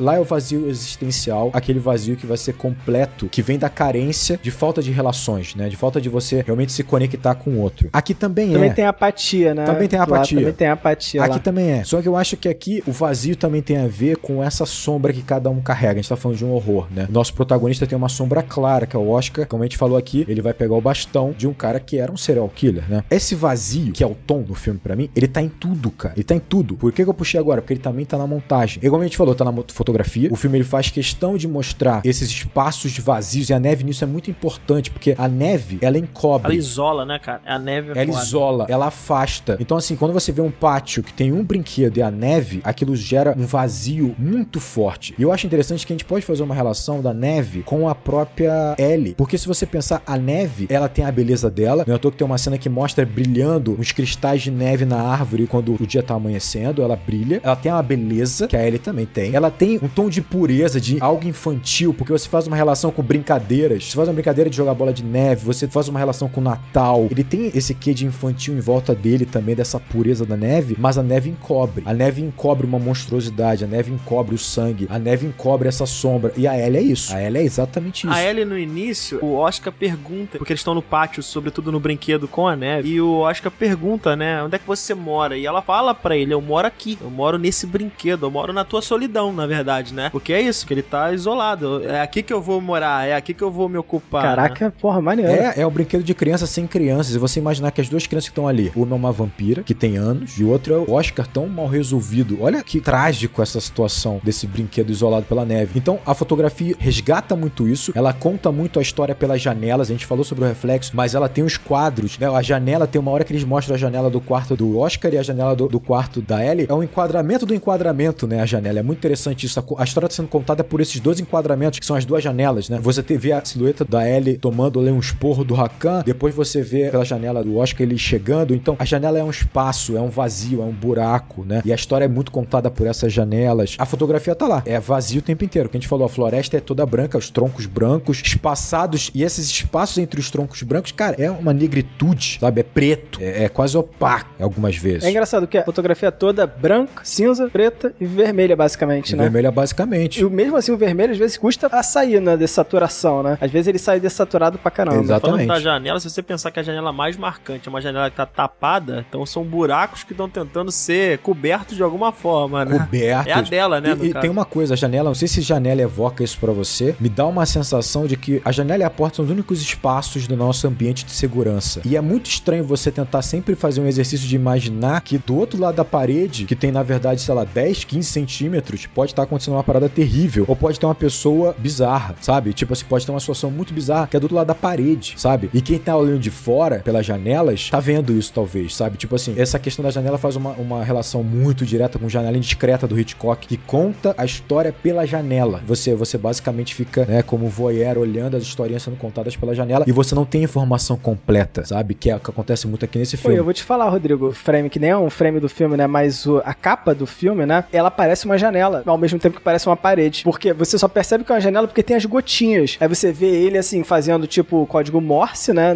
Como se ele estivesse batendo na janela. E a sombra dela atrás, como se ele estivesse do outro lado da janela. Então, até a própria capa do filme é uma janela. Faz esse destaque, né? E aí você for na montagem. Esse vazio vai estar em tudo. E na montagem também. Eu acho que é muito inteligente como ele corta as coisas, ele arranca. Ele deixa vazios que você completa como você preferir. Ou como a sua lógica preferir. E tem momentos pra mim que são muito interessantes. Eu vou dar 2 exemplos que eu acho muito interessantes. Muito. O Oscar vai numa doceria, pega doces misturados, né? E dá um doce pra ela, ela recusa. A Ellie recusa. Ele fica decepcionado porque ele comprou o doce pra agradá-la, principalmente. E ela resolve aceitar comer um doce. Aliás, é engraçado que esse filme mostra todas as consequências que o vampiro faz algo que não deveria, como entrar sem ser convidado, que é a cena maravilhosa, né? Que ela começa a sangrar e ela comeu o doce. Ela come o doce. No momento que ela come o doce, corta. E já mostra ela vomitando no canto de um prédio ali e o Oscar correndo em direção a ela. O intervalo você não viu. E é muito importante o fato do Oscar estar correndo. Essa pequena informação faz a cena ganhar outra conotação. Porque, por exemplo, se tivesse cortado pra Ellie vomitando e ele consolando ela, é outra cena. Quando ele corre, mostra que ela simplesmente saiu correndo depois de comer o doce, passando mal, e ele, sem entender, correu atrás dela. E é tão dinâmico porque ela tá vomitando, vira pra ele, pede desculpa e ele a abraça. Cara, é dinâmico, é curto, é rápido, a montagem é dinâmica pra caramba, mas tem, olha quanta informação. Toca também, né? Que dá aquele tom de romance também. Que Toca, Fábio... sem precisar ser verborrágico. Ela pergunta, ela chega a perguntar, você gosta de mim? Ela chega a perguntar nessa cena, então você vê, né? Você gosta de mim? No caso do abraço, né? Sim. E aí tem pra mim outra montagem pra mim, que aí essa pra mim eu acho genial. A Ellie, ela vai até o hospital, né? Que o Rakan tá lá, né? Depois de ele se queimar, que é bizarro pra caramba. Essa cena é Cara, foda. essa cena inteira. Olha como a gente fala do vácuo no diálogo também. Tem uma frase. Ela fala, posso entrar? E aí ele sinaliza pra ela que ele não tá podendo falar. Ele vai até a janela, tira o bagulho do pescoço dele, que é o respirador, e ela suga o sangue do Rakan. É o último sacrifício. É a última coisa que ele tem que dar pra ela. Não tem mais fala nenhuma. Ele cai da janela. Ele cai não, ela basicamente joga o corpo dele pela Basicamente joga ele cai, a câmera foca no rosto deformado dele, que aliás é uma maquiagem estupenda, foca no rosto dele como se ele fosse um morto-vivo, como se ele fosse um zumbi, o que restou dele depois de ser contaminado e distorcido pela Ellie. E é interessante o seguinte, mostra ele mais uma vez e corta. E aí leva pro Lack. O Lack, olha isso, é um corte, joga uma cena do Lack que não aparecia há um tempinho no filme. Joga no momento perfeito, cara, porque quando joga pra ele acorda como se ele tivesse tido um pesadelo. E ele tá revoltado com a menina. Que cena ele poderia ter visto no pesadelo? A menina sugando o sangue de um velho que poderia ser ele? De um velho deformado, moribundo, decrépito? É como se aquela cena acordasse o Lack. Olha que corte perfeito, muito bem feito. Uma montagem muito bem feita mesmo, né? Quando você para pra pensar, é muito dinâmica, né? É muito dinâmico. Passa muita informação, realmente. E é isso que faz você não problematizar tanto quando ele aparece no final na casa dela, assim. Porque você já sabe lá atrás que, porra, ele tem uma suspeita de que talvez ela seja um problema. Porque ele viu aquele pôster 2 vezes na janela e viu que eles tinham ficado naquele apartamento. Mas olha que relação que a gente pode fazer também muito interessante. Eu falei que aquele lugar é apático. Quando você tem a imagem close de um cara que parece um morto-vivo, um zumbi, e corta pro Lack, o que ele é? Ele é um morto-vivo, ele é um zumbi. Ele nada mais é do que o Rakan no final do ciclo dele, sabe? Uma vida que não tem nenhum valor, cara. Não tem nada. Tem um selo de 80 mil que não vai ser vendido, saca? Então assim, o filme tem um corte, ele suprime muita informação, mas oferece muito mais coisa, cara. É o que eu falei, olha esse vazio nos diálogos. Cara, é tipo assim, você gosta de mim? Sim. O sim, ele tá tudo carregado. E vou te falar, não é um filme fácil de pegar tudo isso assistindo uma vez, não. Eu assisti 2 vezes pra gravar esse podcast. Eu também assisti 2 vezes. É muito, muito sutil. Tudo é muito sutil, né? É muito sutil. E tão sutil que se você não tá atento ao filme, ele parece só rápido e muito despretensioso, sabe? Tipo assim, você perde realmente a essência do filme porque a essência tá nos detalhes. E aí eu vou te falar mais uma parada, assim, que sem querer aqui, vocês estavam comentando sobre a refilmagem americana, e aí, porra, eu só dei uma olhada no trailer, cara. Quando eu coloquei o trailer, eu parei. Cara, a primeira cena que eu vi era amarela. Amarelo estouradaço. E quando eu falei, que é isso? É o garoto. Você viu o garoto olhando pela... Eu nem sei qual foi a cena que eu vi, mas a primeira coisa que eu reparei no trailer, caraca, também. O filme é amarelo. Amarelo e azul. Sabe, tipo... Muito saturado. A paleta de cor é bem saturada, isso que eu ia falar. A luz é... Cara, é o completo oposto. E é uma escolha. É uma tudo escolha, bem. sim. Eu acho o filme até legal. Eu vi quase o filme inteiro. É legal. Mas é que o amarelo te traz calor, né? O legal desse filme é o frio, sabe? É frieza nas relações, é tipo... O filme é no México. Ah, é? O filme é no México. Apesar que começa nevando. Isso é um clichê danado, botar uma paleta amarela no México. Mas, né? cara, olha só. O ponto é isso. Enquanto que você tem aqui uma iluminação quase natural sempre. Lá, é isso, é a ausência da luz artificial. Olha a ausência de novo. Tudo é ausência, é vazio. Lá não. Nesse filme, cara, ele tem 2 coisas que chamaram muita atenção. Uma é essa luz que tu falou. Tudo é uma luz artificial dura, poderosa, que tem lens flare, que é amarela, que é azul. Que isso? Não dá nem pra imaginar, né? O filme é barulhento. Ele começa com sirene de uma ambulância, o filme. Só que assim, é uma escolha narrativa. O filme tem soluções interessantes. Não é ruim, mas essa escolha realmente tira o lirismo. Porque eu gosto de chamar, eu até anotei aqui, e eu puxar pra mim, que é obviamente a melhor cena, que é o final. A cena final da piscina, que é estrondosa, estupenda de maravilhosa, eu chamo de... É um terror poético, é um terror lírico. No sentido que você vê um massacre na piscina e que como o sangue flutua na água e aqueles membros, esse flutuar parece notas flutuando, parece uma coisa mais lírica, parece uma coisa poética, parece, por exemplo, parece na verdade o Oscar afundando, parece que ele tá imaginando aquilo talvez, parece um sonho, parecem nuvens. É bizarro como tem um lirismo nesse terror bizarro, sabe? No filme inteiro, cara. E é uma beleza, né? Porque como você falou, é misturado com um romance, meio que um fake romance, né? Essa cena, eu estava vendo aqui ela antes de gravar, da versão americana dessa cena aí, é muito diferente. Tem as mesmas estruturas, a piscina, mas é bem diferente em tom, assim. Enquanto um filme ele tá fazendo muita questão de, como o Rodrigo tá colocando, ele deixar tudo numa camada interpretativa, jogando um pouco da responsabilidade pro telespectador mesmo, né? De imaginar um pouco, né? De trabalhar em cima das informações que o filme tá te dando. A versão americana, ela é mais expositiva, né? Parece que ela tem essa necessidade de expor todas as informações, sabe? E aí, pra mim, realmente perde muita graça, porque... Ela não tem vazio, não tem silêncio, ela ocupa todos os espaços. Eu nem vi, mas eu não quero ver. Cara, perde uma beleza, por exemplo, olha que coisa bonita. Você tem o Oscar com o pai, quase não há um diálogo no café da manhã. O pai se levanta pra lavar a louça, sei lá. O Oscar se levanta, olha pro casaco do pai. O pai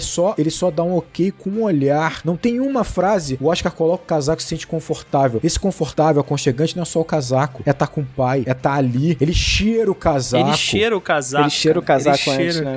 Cara, não tem diálogo, não tem frase, não precisa, cara. Não precisa. Você vê, ele é muito inteligente na hora de construir. E essa cena final é magnífica, sabe? Realmente, assim, porque você não entende tudo que acontece. Até o frame que mostra, assim, o final, assim, né? Mostra, fica olha o que aconteceu. Mostra, não é nem um frame, né? Mas fica uma cena, assim, mostrando todo, plano aberto, né? Com os corpos, você não sabe quem tá vivo, quem tá morto. É até isso ambíguo, sabe? Aquele garotinho que tá sentado na arquibancada, você fica, ele tá morto também? Ele só se fingiu. Ele viu alguma coisa? Ele não viu? Ele viu. É engraçado, né, isso, porque você vê a perninha só, você vê umas perninhas por dentro da piscina, você fala, de que é essa perna?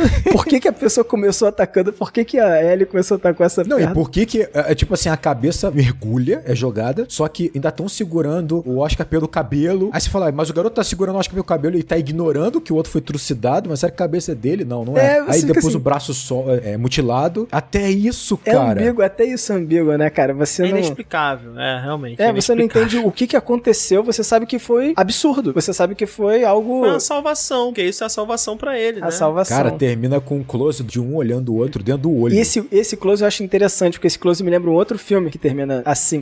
Esse não é o término do filme, né? É o término da cena, mas ele me lembra Whiplash. Olha que interessante. Por quê? O garoto, ele sorri, ele olha pra ela, sabe? Tipo, e sorri. Com aquele olhar, né? Aberto, né? E aí, quando vai mostrar ela, mostra só o olhar dela e você percebe o sorrir dela na expressão. Me lembra, cara, exatamente a construção final de Whiplash, sabe? Tipo, é isso. O garoto vai se escravizar de novo. Eu lembro que a gente teve uma discussão muito grande nessa cena no nosso podcast, né? Do Whiplash, dessa cena, né? Que eu falei, cara, eu acho que ele cena por olhar e tal. Foi uma relação muito boa, faz sentido. Realmente, faz muito sentido. O olho dela dilatado, né? Porque ela tá sobre o efeito do... Dilatado. E fazendo um paralelo com o Whiplash, né? Uma brincadeira, né? Porque eu gosto de pensar que os dois filmes como se fosse uma correferência entre eles, que nem necessariamente pode ter sido intencional, né? Mas os personagens meio que eles foram estragados por outro personagem, né? Mas no final eles acham que estão sendo salvos. Verdade. A sensação é tipo, cara, eu acertei, eu fui salvo, sabe? Eu fui salvo. Na verdade você foi destruído. O tempo inteiro. E eu acho que o terror tá aí. Você foi destruído o tempo inteiro, você não sabe que você foi destruído. Você não tá percebendo o que você vai passar a fazer. Cara, pra mim essa cena da piscina, ela já é uma das melhores cenas do cinema. Tipo assim, de verdade, dentro dos filmes de terror, ela é uma das melhores cenas já feitas, ela é muito criativa, ela é bonita. Isso que é escroto falar isso, mas ela é bonita. É o que eu falei, o terror lírico, um terror poético, o sangue flutuando como uma tinta. Tem o horror, né? Dos membros caindo, né? Mas fica aquele sangue flutuando, né? E traz essa... Que cena linda. Muito maneiro. Então, a gente contou aqui, eu levei o programa até o final aqui. Daniel, paciente. Fazendo aquele exercício de olhar só pro filme. É como eu falei, depois que eu vi o filme, eu fui procurar informações sobre o livro e muita coisa me afetou nessa estrutura toda de repensar o filme. Justamente porque o roteirista desse filme e o escritor da obra são a mesma pessoa. Minha surpresa foi em saber que existe uma continuação para Deixa Ela Entrar. Deixa ele sair. Não, eu tenho até aqui o nome da coletânea, Let the Old Dreams Die, né? É o nome da coletânea, que vai abordar a continuação da história do Oscar e da Ellie. Indo contra as nossas expectativas e o que o filme mostrou aqui para nós, Oscar e Ellie são um casal. Os dois viram vampiros, os dois. Ela vampiriza ele em algum momento. Isso acontece porque no trecho de um dos contos deste livro, um dos personagens que está presente no conto original, que foi a última pessoa a ver o Oscar antes dele desaparecer, tá atrás deles, né, até hoje, né, e eles encontram uma foto onde Oscar, em 10 anos depois, está com a mesma aparência que ele tinha, né, quando o filme se passa. Então, Oscar e Ellie são vampiros e estão de mãos dadas na foto, né, são um casal. Beleza. A informação do Daniel destruiu tudo que nós fizemos até agora. Mas acho que a história do filme é essa. O filme é o filme e é isso. E vou te falar assim, até o fato do roteirista ter sido o próprio escritor do Deixa Ela Entrar, eu acho interessante pensar que, cara, o roteiro de um filme, ele também é fechado, sabe? E não tem que fazer, por mais que seja o mesmo cara, o eu lírico, sabe? É diferente, né? É outro produto. É um outro produto, é uma outra obra. Eu também concordo. E foi uma adaptação impecável. Se você pensar que sai de um livro completamente diferente, né? Muito mais descritivo, com caminhos diferentes, né? Cara, que adaptação maravilhosa. Tem seus problemas, como a gente falou aqui. Efeito visual nos gatos, terrível. Não só nos gatos, né, cara? No olho também. Quando a Ellie aparece pela primeira vez com os olhos dilatados, eu pensei, cara, o olho dela é assim mesmo? Parece o Gollum, cara. Falei, cara, o que tá acontecendo? Mas essa estranheza é legal. Não acho que seja um efeito ruim, não. É uma estranheza legal. Agora, na moral, quando mostram ela de frente na escuridão, com aquele brilho que vem do gato, do olho do gato, que é um olhar, sei lá, cinzentar, aquilo é muito maneiro, cara. Maneiro. E eu quero saber de você, Daniel. Eu transformei o filme num terror pra você, em tudo que eu falei? Eu acho que não. Então, eu acho que realmente a vida do Oscar, ela tá sendo realmente transformada nessa perspectiva. Eu não vejo o filme enquanto terror, enquanto o que eu estou assistindo, mas parando pra pensar na perspectiva deste personagem, ele tá embarcando numa jornada difícil, horrorosa. Acho que isso resolve. Acho maneiro, acho E a maneiro. gente vai descobrir que, na verdade, Não. Na verdade, ele tá virando um vampirinho, ele brilha no sol, ele tem a bela dele. Ele só se alimenta de animais, só bebe bolsas de sangue. Até parece, esse cara pirou pra fazer essa Ele continuação. não chama ela de Ellie, ele chama de Belly. Não, esse cara Belly. pirou. Uma mistura de Bela com Ellie.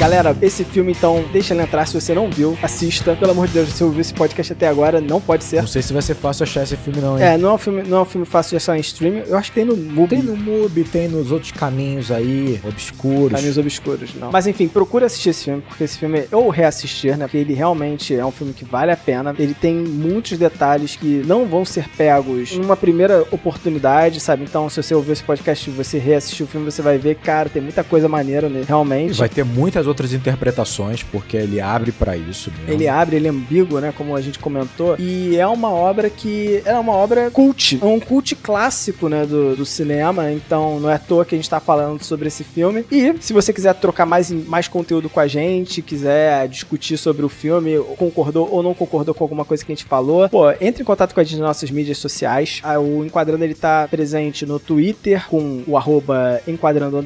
Tá presente no Instagram, com o @enquadrando_oficial. Somos quase 2.000 no Enquadrando Oficial. Você pode ser essa pessoa. Olha lá. Olha lá. E é legal comentar que no Instagram o Daniel coloca lá imagens do filme, coloca lá uns textos que ele escreve também sobre as imagens do Coloca filme. uns frames bonitos lá. Até pra gente discutir, aumentar essa discussão. Pode interagir com a gente também, pô, com as nossas mídias sociais pessoais. A gente também tem e-mail do Enquadrando, né, que a gente tá usando do Acabou de Acabar, então é contato@acaboudeacabar.com.br. Gente, pedi uma desculpa pra quem mandou e-mail nos últimos poucos meses, porque nós tivemos com um problema nesse e-mail e não estávamos percebendo, então a gente não estava recebendo e-mails, então provavelmente se você mandou e-mail foi perdido, mande de novo, por favor, desculpe. E o Enquadrando também, ele tá presente no YouTube, lá em youtube.com/enquadrando, onde a gente de vez em quando faz umas lives lá, a gente tenta fazer de 2 em 2 semanas, uma live lá também pra complementar com o podcast, e acompanha a gente por lá que você vai poder ter acesso a outras coisas e até vai estar com a gente no meio da live, que é legal pra caramba. E considera apoiar e divulgar o Enquadrando, então por favor, galera. Se você quer um contato realmente mais próximo da gente, como se fosse Ellie e Oscar, então vai pro nosso Apoia-se, né? No valor já de R$10 você consegue participar do nosso grupo do Telegram, fechado, exclusivo, cheio de papo, cheio de conversa. E entrar nesse relacionamento abusivo. Esse relacionamento, cara, é muito bom. Esse grupo é muito bom, você não vai se arrepender. Então, se você puder, por favor, e é uma maneira de nos ajudar, obviamente. É isso aí. Então é isso aí, galera. Um grande abraço. E bons filmes.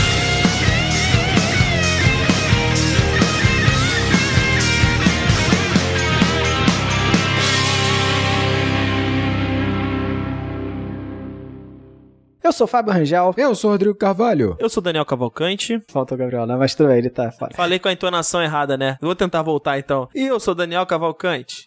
Eu vou fazer uma comparação com a Abby, que é, na verdade, a personagem da refilmagem. Ah, meu Deus! Meu Deus! Abby do SBT, pô? Tá louco? Igual o Fábio falando, quando rola a apresentação do Oscar, e eu, caraca mesmo, ele vai falar sobre o Smith nessa parada. Porra, esse vídeo tinha que estar gravado, porque a minha reação, caralho, com a Abby, eu falei, cara, a Abby dá selinho em todo mundo, né? Dava selinho, será que ele vai fazer? A gente segue, meu Deus. Mas voltando, olha só.